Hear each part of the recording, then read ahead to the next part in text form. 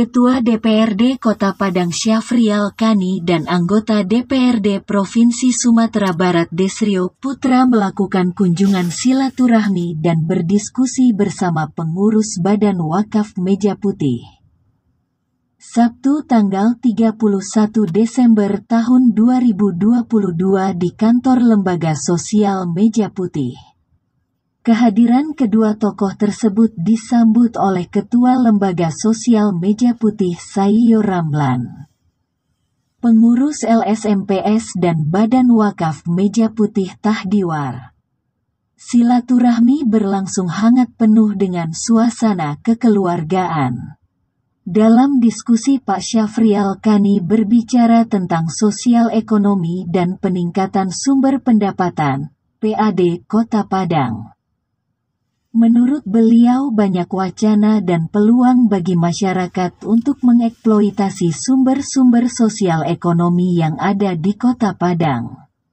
Salah satunya dalam bentuk program wakaf tanaman. Wakaf tanan ini berupa tanaman tua seperti manggis, durian atau tumbuhan yang bernilai ekonomis. Menurut beliau Padang masih memiliki lahan yang bisa dijadikan sumber ekonomi.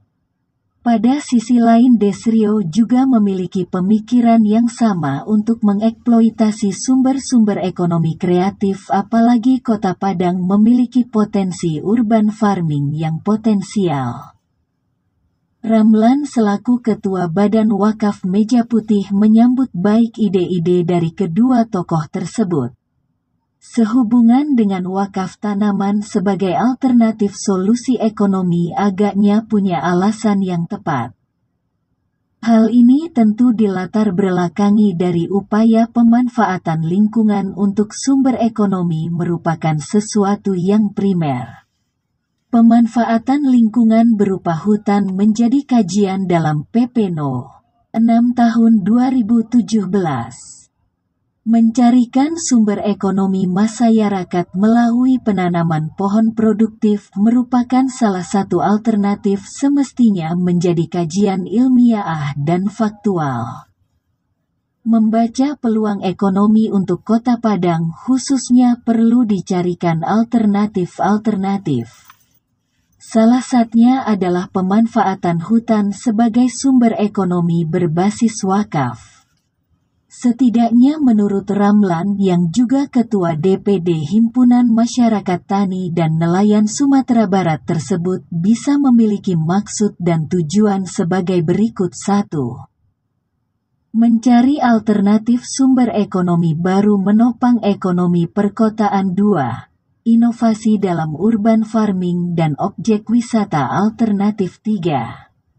Membangun ekonomi dengan konsep kebersamaan. 4.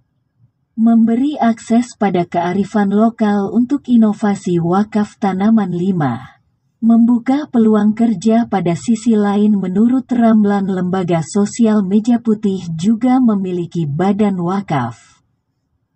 Badan wakaf ini tentu memiliki konsep terkait kajian ilmiah dan regulasi. Undang-undang perwakafan membuka peluang bagi masyarakat untuk menunaikan wakaf berupa uang.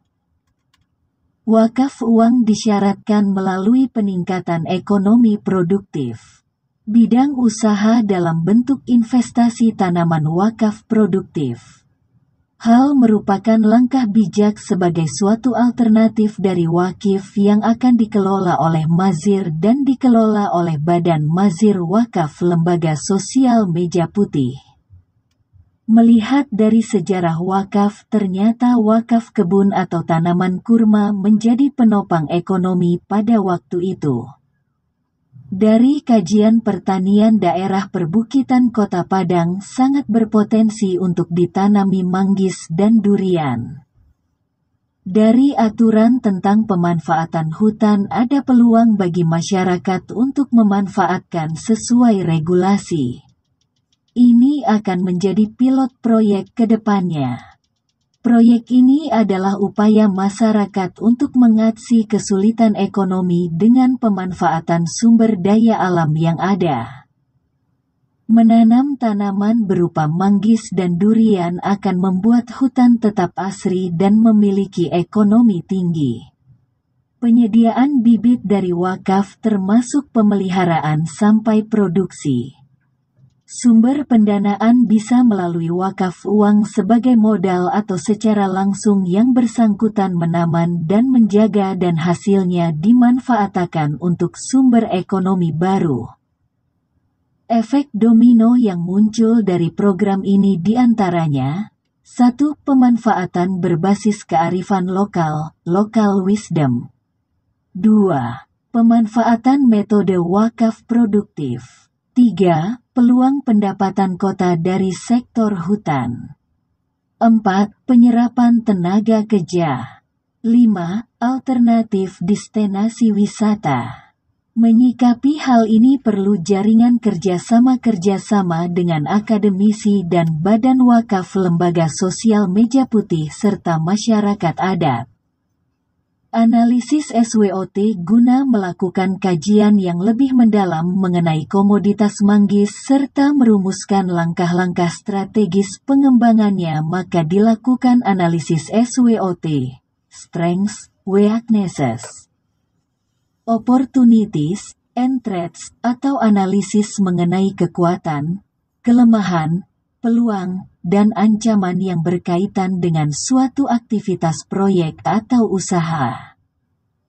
Melalui analisis SWOT akan dilakukan spesifikasi terhadap tujuan dari kegiatan proyek atau usaha tersebut serta diidentifikasi faktor-faktor internal dan eksternal yang bersifat mendukung maupun menghambat pencapaian tujuan perusahaan.